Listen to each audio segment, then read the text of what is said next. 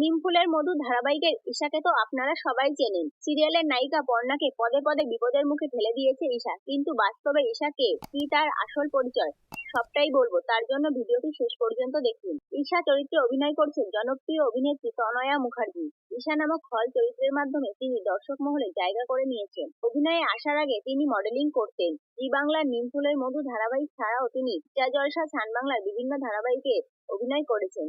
2000 সালে জন্মগ্রহণকারী এই অভিনেত্রীর বর্তমান বয়স 24 বছর। অভিনেত্রী তনয়া মুখার্জির বাড়ি উত্তর 24 পরগনা জেলার দমদমে। অভিনেত্রীর ওজন 50 কেজি এবং উচ্চতা 5 ফুট 6 ইঞ্চি।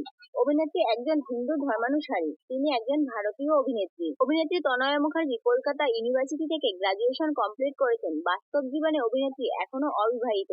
তার চোখের রং কালো, চুলের রঙও কালো।